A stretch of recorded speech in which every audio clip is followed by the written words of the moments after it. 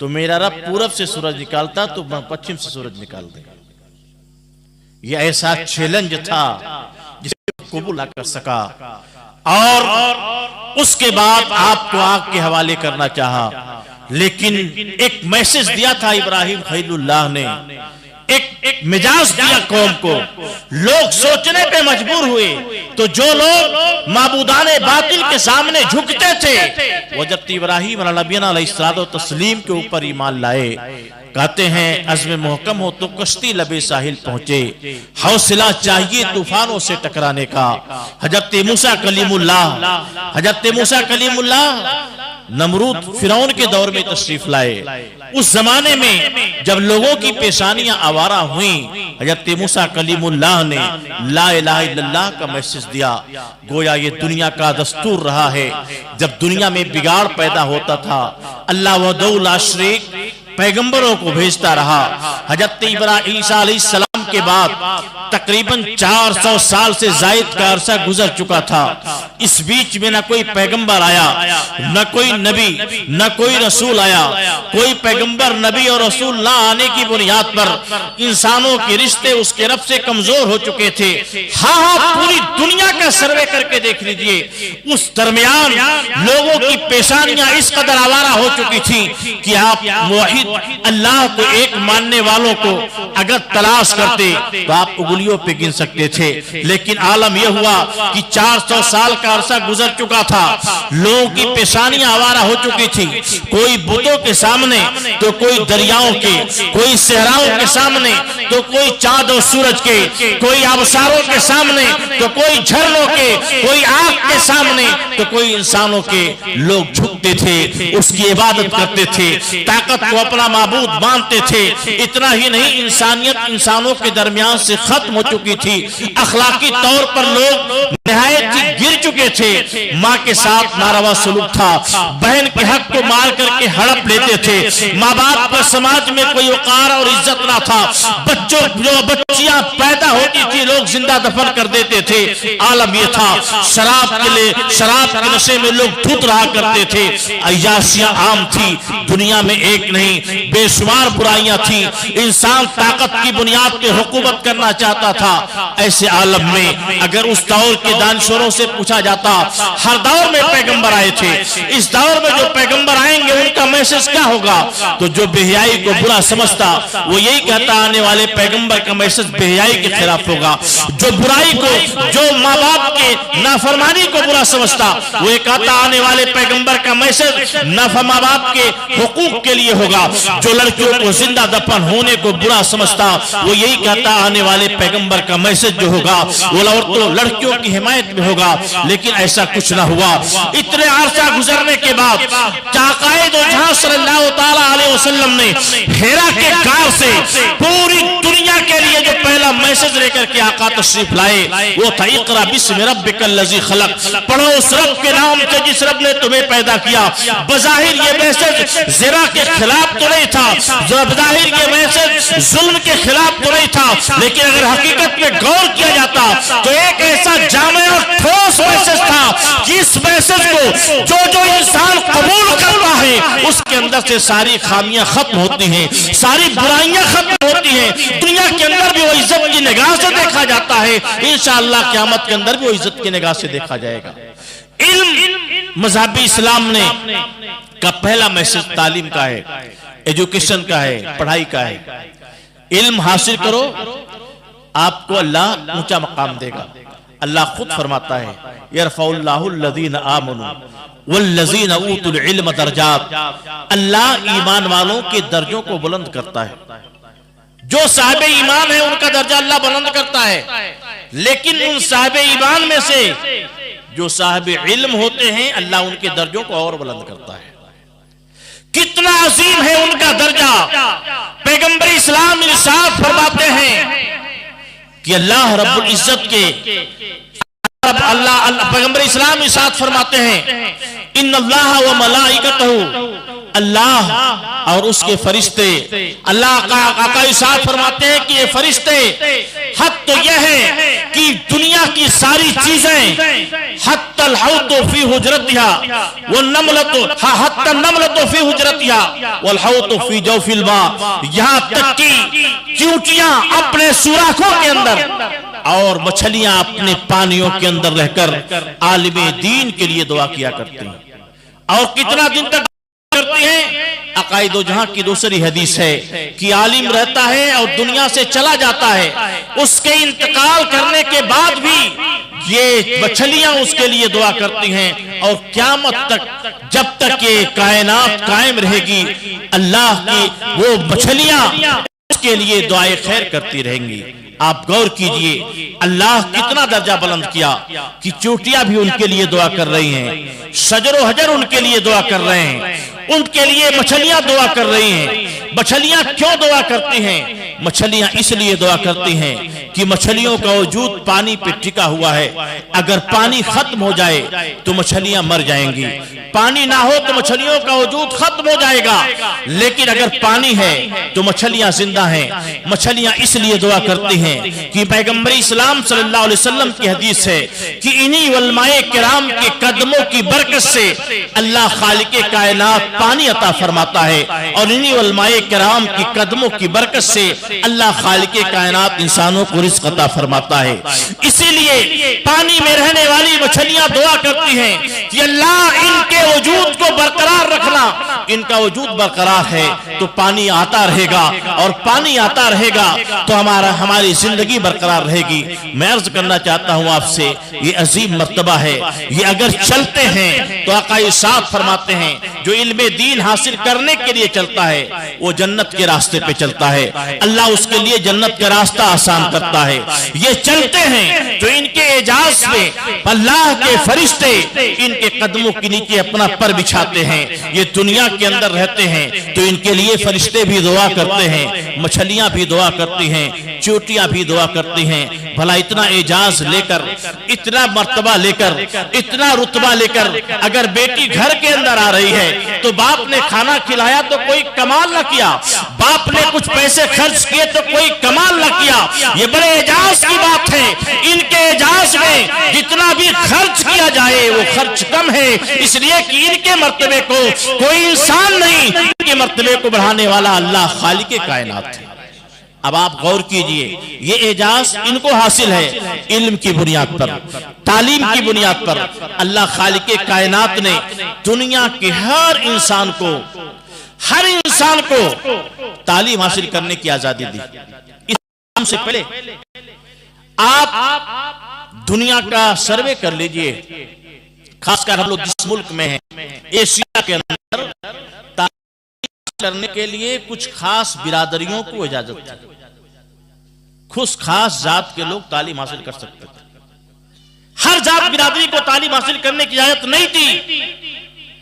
ये जो हर जात, हर बिरादरी को तालीम हासिल करने का आज जो झूठ है वो मज़हबी इस्लाम ने दिया। इक़रा बिस्मि रब्बिकल लज़ी खलक़। जो भी अल्लाह की मखलूक है, जो इंसान है, अगर तालीम हासिल करना चाहता है तो तालीम हासिल करे। तालीम की बुनियाद पर इंसान तक़वा इख्तियार करेगा, परहेजगारी इख्तियार करेगा। अब जब इंसान मुत्तकी और परहेजगार होगा तो ना उसकी जात देखी जाएगी, ना बिरादरी देखी जाएगी। इस्लाम तो कहता है अम्मा अकरमकुम इंदल्लाहि अतक़ाकुम, ऐ लोगों, जात की बुनियाद पर कोई बड़ा नहीं होता, बिरादरी की बुनियाद पर कोई बड़ा नहीं होता, वो बड़ा होता है समाज के अंदर जो तुम में सबसे ज्यादा परहेजगार होता है। आज मुसलमान किसी भी जात का हो, लोग नहीं देखते, ये देखते हैं कुरान सही पढ़ लेता है कि नहीं पढ़ लेता है। ये रहमत आलम के कदमों की बरकत है, ये इस्लाम की बरकत है। लेकिन अफसोस का मकाम तो यह है कि आज हमारे समाज का इन्हीं मदरसों के ताल्लुक से गलत माइंडसेट हो चुका है। जिसे थोड़ी सी सूझबूझ हुई या थोड़ा पैसा हो गया, वो सबसे पहले एतराज आलिम के ऊपर करता है, उसके बाद उसका एतराज मदरसे पे आता है। मैं आपको बताऊं, समाज के अंदर जी रहे हो बहसीत मुसलमान, आप अपने इलाके का सर्वे करके देख लीजिए, किसी एक आदमी को आप ला करके मेरे सामने खड़ा कर दीजिए कि वो आदमी डॉक्टर बन गया हो या इंजीनियर बन गया हो या आईएएस बन गया हो या कोई सरकारी नौकरी पा गया हो, कोई मुसलमान और मदरसे के अंदर ना पढ़ा हो, आप शायद एक दो लोगों को पेश नहीं कर सकते। बल्कि सच्चाई यह है कि उसको मदरसे ने उसके वजूद को सींचा, उसकी फिक्र को बुलंद किया, उसके अंदर पढ़ने का शौर पैदा किया, फिर वो इंसान आगे बढ़ता है, वो डॉक्टर बन के आता है, वो आईएएस बन के आता है, वो पीसीएस बन के आता है। इस मदरसे को मामूली ना समझो, ये मदरसा है जरा मैं कदा नहीं सांगी, यहाँ से इंसान बनाए जाते हैं, यहाँ के खाक से इंसान बनाए जाते। यही वजह है कि हमारा भी माइंड, अब सोशल मीडिया उठा के देखिए, जिसको थोड़ा सा लिखने का तमीज हो गया, आलिम के खिलाफ, पीर के खिलाफ, पीर कोई काम नहीं करते, मौलाना कोई काम नहीं करते, आलिम कोई काम नहीं करते, मदरसे कोई काम नहीं करते। मैं कहता हूं तुम्हारे अंगुलियों के अंदर जो लिखने की सलाहियत है वो इन्हीं मदरसों की देन है। आज जो है सुन्नत वल जमात आबादियों में, गांव में, ऐसे ऐसे गांव में जहां इल्म की हवा भी ना पहुंची हो, अगर अहले सुन्नत वल जमात का अकीदा महफूज है तो इन पीरों की बुनियाद पर ये पीर अपनी झोली झंपड़ी लेकर के आते थे, गांव में बैठ करके लोगों को इस्लाम और सुन्नियत की तबलीग करते थे। उनका वजूद, उनके वजूद मसूद की बरकत है। आज तुम्हारा ईमान भी महफूज है और अकीदा भी महफूज है। आज कुछ ना समझ लोग जब किसी ने एक मैसेज किया उसके पीछे इसका मकसद क्या है, कुछ मुनज़्ज़म तरीके से वलमा से लोगों को, मुसलमानों को दूर करना चाहते हैं ताकि आपको तालीम से दूर रखा जाए, ताकि आपको आपकी तहजीब से दूर रखा जाए, ताकि आपको आपके अकीदे से दूर रखा जाए, ताकि आपको आपके अमाल से दूर रखा जाए। आज लोग कहते हैं कि उलमाए किराम या मुसलमानों की या मदरसों की बुनियाद पे तालीम नहीं हुई। मैं हिंदुस्तान गवर्नमेंट ऑफ इंडिया के सर्वे रिपोर्ट बता रहा हूं। गवर्नमेंट ऑफ इंडिया की सर्वे रिपोर्ट उस वक्त थी जब लोग कसरत से मदरसे में दाखिला कराते थे अपने बच्चों को। अभी जल्द की सर्वे रिपोर्ट बता रहा हूं चंद सालों की, कि हिंदुस्तान के 4%, क्या परसेंट, 100 में 4 लोग मदरसों में तालीम हासिल करते हैं मुसलमान।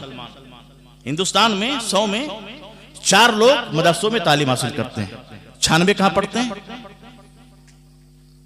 96 मदरसे में नहीं पढ़ते। 100 में 4 लोग पैदा पढ़ते हैं मदरसे में। लेकिन देखो ना इस मदरसे की बरकत, 100 में 4 लोग पढ़ने आए, पर नमाज पढ़ने का तरीका पूरे गांव और आबादी को मालूम है। 100 में 4 लोग पढ़ने आए, कोई मस्जिद इमामों से खाली नहीं है। 100 में 4 लोग पढ़ने के लिए आए, कोई मदरसा मुदर्रिस से खाली नहीं है। 100 में 4 लोग पढ़ने के लिए आए, बड़ी बड़ी दरसगाहें इन्होंने कायम कर दी। 100 में 4 लोग पढ़ने के लिए आए, यूनिवर्सिटियों के अंदर इन्होंने अपना धमक पैदा किया। 100 में 4 लोग पढ़ने के लिए आए, यूनिवर्सिटियों में जाकर के गोल्ड मेडल हासिल किया। 100 में 4 लोग पढ़ने के लिए आए, आईएएस भी बने, पीसीएस भी बने, इंजीनियर भी बने। 100 में 4 लोग पढ़ने के लिए आए। अगर 4 लोग पढ़ने के लिए आए और ये इनकलाब आया हिंदुस्तान में, अगर 100 के 100% इन मदरसों में तालीम हासिल कर लेते तो मैं यकीन के साथ कहता हूं, दुनिया कहती है कि 20% मुसलमानों की आबादी है और 2% भी नौकरियों में नहीं है। 100% मदरसों में तालीम हासिल करके देखा होता, मैं यकीन के साथ कहता हूं 25 से ज्यादा % मुसलमान नौकरियों के अंदर मौजूद होते। एक और माइंडसेट हमारा है कि नौकरी पढ़ा के क्या करेंगे, नौकरी नहीं मिलेगी। कौन कहता नौकरी नहीं मिलेगी? कौन कहता तुम्हें नौकरी नहीं मिलेगी? आपका दिमाग ही खराब हो चुका है। ये खौफा खड़ा किया गया ताकि आप एहसास कमतरी का शिकार होकर के बैठ जाओ, आपका बेटा अंगूठा टेक रहे। आज इंटर पढ़ के हमारा लड़का पुलिया पे बैठ करके मोबाइल चलाता है। कौन चलाता है? हमारा लड़का। कहते क्या आप इंटर पढ़ लिए, कोई काम नहीं, सिविल सर्विस की तैयारी करो, सिविल सर्विस की तैयारी करो, दिमाग में बनाओ कि मुझे डीएम बनना है। अरे डीएम ना बने, ना नहीं बन पाए अगर, तो कम से कम तहसीलदार जरूर बन जाओगे, लेखपाल जरूर बन जाओगे। लेकिन तुम्हें कहा जाता है कि नौकरी नहीं मिलेगी। नहीं, आज भी आज भी नहीं, जमाने से इक्तदार किसी को थाली में सजा के नहीं दिया जाता। आदमी उस लायक होता है, उस इक्तदार सौंप दिया जाता है। इसी हिंदुस्तान की सरजमीन पर एक मछुआरा का लड़का, जिसके पास खाने के लिए 2 की रोटी भी नहीं थी, जब उसने सोचा हमें कुछ बनना है तो मार्केट से अखबार खरीद के लाता। लाने के बाद मार्केट में घर घर ले जाकर के बेचता, चंद पैसे इकट्ठा करता, अपने पेट का भी इंतजाम करता, घर वालों को भी खिलाता, और जो बचा हुआ पैसा था उससे वो पढ़ाई करता। पढ़ने लगा, स्टेप बाय स्टेप वो आगे बढ़ने लगा। बढ़ते बढ़ते एक वक्त आया, रिसर्च सेंटर, हिंदुस्तान के रिसर्च सेंटर में पहुंचा और आगे बढ़ा, हिंदुस्तान को एटमी ताकत बनाया। वो भी जाहिर था कि दुनिया की कोई ताकत अब हिंदुस्तान की जानिब देख नहीं सकती। एटम बम दिया हिंदुस्तान को, और उसने अपनी इल्मी लियाकत की बुनियाद पर वो एक वक्त आया कि हिंदुस्तान की सबसे बड़ी कुर्सी पर पूरे हिंदुस्तान के लोगों ने लाके बिठाया, वो भी मुसलमान का लड़का, एपीजे अब्दुल कलाम के नाम से जानती है। अगर एक गरीब मछुआरा का लड़का हिंदुस्तान की सबसे बड़ी कुर्सी पर बैठ सकता है, तो आप खाने पीने वाले इंसान हो, आप गोश्त खाना छोड़ दो, अपने बच्चों की फीस पेड करो, आप शादियों में फजूल खर्चियां छोड़ दो, अपने बच्चों को अच्छा तालीम दिलाओ, उन्हें आगे बढ़ाओ। नहीं आगे बढ़ाओगे तो यकीन जानो कोई दिन में वो दौर आएगा, बेहुनर भीख तक न पाएगा। इसलिए आप लोगों से मैं गुजारिश करूंगा, अगर किसी ने यह सोच रखा हो कि इसके बाद हम अपने बच्चे की पढ़ाई को ब्रेक करेंगे, तो नहीं। और खासकर ये उलमाए किराम से मैं गुजारिश करूंगा, हालात इस कदर हैं कि आगे अंधेरा नजर आ रहा है। कौमी मसाइल का हल आपके कंधे पर है। मुसलमानों को सही रास्ता दिखाना आपकी जिम्मेदारी है। अल्लाह ने आलिम आपको बनाया है, बहरहाल आपको रुतबा दिया है, तो अल्लाह आपके मर्तबे से के बारे में आपसे पूछेगा। आपके औकार के जो अल्लाह ने, जो बड़े बड़े अच्छे घरों को लोग जो नहीं खा सकते, वो रिस्क 24 घंटा अल्लाह आपको देता है। आप जो बड़े अच्छे घरों के लोग जितना अच्छा कपड़ा नहीं पहन पाते, वो अच्छा कपड़ा आपको अल्लाह ने अता फरमाया है। वो इसलिए अता फरमाया है कि पैगंबर इस्लाम सल्लल्लाहु ताला अलैहि वसल्लम ने फरमाया, नज़रल्लाहु अब्दन समिया मक़ालती फ़हफ़िज़हा व वआहा व अद्दाहा। अल्लाह ऐसे बंदे को हरा भरा रखे जिसने मेरी बातों को सुना, सीने में महफूज रखा और लोगों तक पहुंचाया। ये वक़ार जो आपको हासिल हुआ है, ये आपकी बात की बुनियाद पर नहीं, आपके दौलतों की बुनियाद पर नहीं, हदीसे पाक के उस दौलत की बुनियाद पर है जिसे आपने सीने में रखा, तो अल्लाह खालिक़े कायनात ने आपको बुलंद कर दिया। आप रिसर्च के मैदान में आओ, किताबों का मुताला करो, गहराई से मुताला करो, नमाज के टॉपिक लो तो जितनी किताबें दस्तयाब हो सारी किताबें पढ़ डालो, निकाह के टॉपिक लो जितनी किताबें दस्तयाब हो सारी किताबें पढ़ लाओ। निकाह किताबें पढ़ने से इल्म में इजाफा होता है, वक्त बर्बाद करने से इंसान का रहा सा इल्म भी खत्म हो जाता है। इसलिए आप अपनी जिम्मेदारी को निभाएं, आप अपनी जिम्मेदारी को निभाएं। आप आज यहाँ से आहद करके ले जाएं, आहद करके जाएं। एक मामूली इंसान जो कभी ताला बनाता था, छोटा छोटा टार्च बेचता था, एक गुमटी में बैठकर बहादुरी में लोगों की घड़ी की मरम्मत करता था, उसने अपने बेटे को आलिमे दीन बनाया। हिंदुस्तान के बड़े बड़े स्टेज पर आज आपके बेटे को नहीं, उसके बेटे को खड़ा किया जाता है।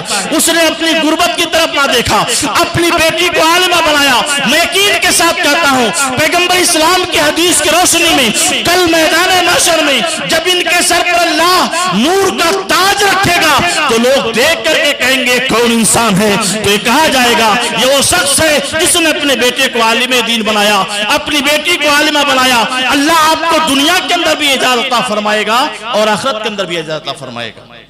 इसलिए मैं आपसे गुजारिश करता हूं कि अपने बच्चों को पढ़ाओ। मदारिस देखिए, पहले लड़के तो मुसलमानों के पढ़ लेते थे, आज से 20 साल पहले जाइए, हमारे घर की औरतें उठती थी, अपने सर पर इतना गोबर ला दे, गांव के बाहर जाती थी, छोटी छोटी बच्चियां गोबर पाती थी, गोहरा पाती थी। सच्चाई है कि नहीं सच्चाई? भाई इस इलाके में भी हूं, 20-25 साल पहले आप जाइए, 30 साल पहले मदरसों ने एक जहन दिया कि बच्चियां उठा टेक नहीं रहनी चाहिए। लोग कहते थे कुरान शरीफ पढ़ा दिया, बहुत पढ़ा दिया, नहीं, ये जहन दिया मदरसों ने। उलमाए किराम ने सोचा मदारिस कायम किए। आज वो बच्चियां कल तक जब कहीं ऑफिस में जाती, बैंक में जाती, तो उनका चेहरा नकाब उठवाने के बाद कोई भी गैर मुहर्रम मुस्लिम हो या गैर मुस्लिम बैंक का कर्मचारी उनका हाथ पकड़कर उनके फार्म पे अंगूठा लगवाता था। लेकिन ये मदरसों की देन है कि अब आपकी बच्चियों के हाथ में इतना कलम दे दिया है कि किसी ऑफिस में उसका कोई हाथ नहीं पकड़ सकता। वो समाज में बात कर सकती हैं, वो खुद अपनी इस्लाह कर सकती हैं, आपकी भी इस्लाह कर सकती हैं, वो खुद राह रास्त पे रह सकती हैं, दूसरों को भी राह रास्त पे ला सकती हैं। ये मदरसों ने जहन दिया, ये मदरसों ने फिक्र दी। अब मदरसों ने इन बच्चों के लिए अलग अलग सिलेबस बनाया जा रहा है, अलग अलग सिलेबस बनाया जा रहा है। अगर ये बच्चियां उस सिलेबस के एतबार से अगर ये आलिमा फाजिला बनती हैं तो बहुत अच्छे अंदाज में वो इंटर बीए एमए कर सकती हैं। खुद मेरी लड़की आलिमा है, मैंने किसी कॉलेज में उसको पढ़ने के लिए नहीं भेजा, लेकिन वो ग्रेजुएट भी है, पोस्ट ग्रेजुएट भी है। मदरसे ने तालीम दी कि उसने बीए भी किया, एमए भी किया। ऐसे मदरसों में तालीम हो रहे हैं। आप कहां पे हैं? अपने इन आबादियों से निकल कर आइए, देखिए दुनिया कितना तरक्की कर रही है। उस तरक्की के मैदान में, आज के इस तेज रफ्तार तरक्की याफ्ता दौर में अगर आप खड़े रह गए तो आपको लोग खड़े भी नहीं होने देंगे, आपको गिराएंगे, आपके जिस्म पर कदम रख करके आगे भागते चले जाएंगे। इसलिए इस भागती हुई दुनिया के अंदर खेत खरीदने का चक्कर मत लगाओ, बैलेंस करने का चक्कर मत लगाओ। अपनी लाई पूंजी लगाकर अपने बेटों को, बच्चों को तालीम याफ्ता बनाओ, अपनी बच्चियों को तालीम याफ्ता बनाओ। पढ़ाने में बच्चों और बच्चियों में कोई भेदभाव ना करो। ये माइंड सेट निकाल दो कि हमारी नस्ल हमारे बेटों से चली गई। नहीं, पैगंबर इस्लाम सल्लल्लाहु अलैहि वसल्लम की जात को देखिए, अकायद जहां सल्लल्लाहु अलैहि वसल्लम की नस्ल, आपकी बेटी हजरत फातिमा ज़हरा से चली। अगर आपकी बेटी तरक्की करेगी तो क्या आपका नाम मिट जाएगा? नहीं मिटेगा। इसलिए तालीम दिलाने में जिस तरह नासिर भाई ने एक बेटे को अगर आलिम बनाया तो बेटी को आलिमा बनाया, ये मशाले राह है आपके लिए। आप भी अपने बेटों को आलिम बनाइए, आलिमा बनाइए, डॉक्टर बनाइए, इंजीनियर बनाइए। सब कुछ पहले कम से कम दीन की इतनी तालीम जरूर दिला दीजिए कि जिसकी बुनियाद पे वो अपने ईमान को बचा सके, अपने अकीदे को बचा सके, वो नमाज पढ़ सके, जायज और नाजायज जान सके, हलाल और हराम के दरमियान तमीज कर सके। बस इतना पढ़ाने के बाद आप उसे कुछ भी बनाइए, वो दुनिया के किसी भी कोने में होगा, उसके ईमान का कोई सौदा नहीं कर सकेगा, उसके अकीदे का कोई सौदा नहीं कर सकेगा।